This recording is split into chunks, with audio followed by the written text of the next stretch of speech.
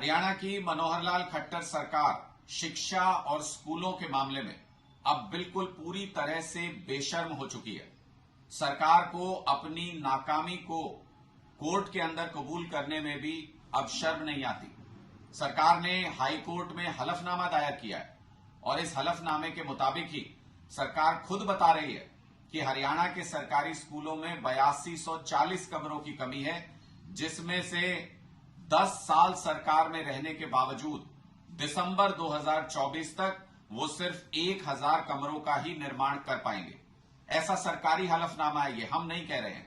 सरकार ने अपने हलफनामे में माना है कि हरियाणा के स्कूलों के अंदर टीजीटी और पीजीटी के 28,000 टीचर्स की कमी है।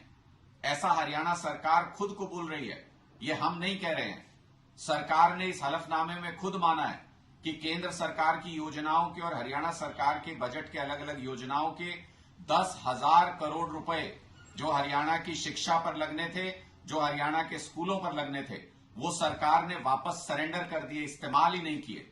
इससे ज्यादा शर्मनाक क्या हो सकता है मनोहर लाल खट्टर जी? हरियाणा के बच्चे अच्छी शिक्षा के लिए दर दर भटक रहे हैं, प्राइवेट स्कूलों में लुटने को मजबूर हैं, लेकिन उसके बावजूद हरियाणा के सरकारी स्कूलों में गरीब बच्चों के खिलाफ आपकी साजिशें लगातार चल रही हैं।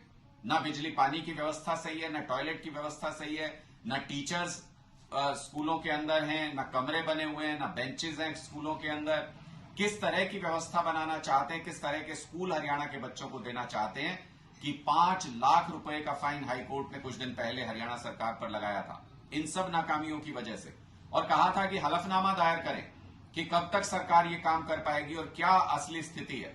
आज उस हलफनामे में सरकार ने बेशर्मी की सारी हदें पार कर दी और खुद कागज पर लिखकर यह कबूला कि 8,000 से ज्यादा कमरे हरियाणा के स्कूलों में कम हैं, उनमें से सिर्फ 1,000 कमरे ही अपनी सरकार का 10 साल का कार्यकाल पूरा होने तक खट्टर साहब बना पाएंगे।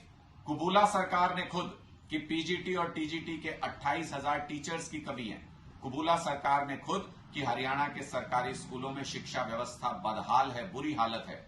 इसका मतलब खट्टर सरकार की, बीजेपी सरकार की नीयत नहीं है हरियाणा के सरकारी स्कूलों को ठीक करने की। इसलिए हलफनामे में भी ये सारी नाकामियां कबूल करने में भारतीय जनता पार्टी की सरकार को कोई शर्म नहीं है। अब इस बात में कोई संदेह नहीं रह गया कि हरियाणा की बीजेपी सरकार पूरी तरह से गरीबों के बच्चों के खिलाफ है, गरीबों के बच्चों को अनपढ़ रखना चाहती है, सरकारी स्कूलों को बर्बाद करके बंद करना चाहती है और हरियाणा की शिक्षा व्यवस्था के खिलाफ एक सुनियोजित साजिश भारतीय जनता पार्टी ने पिछले अपने 10 साल के कार्यकाल में की है।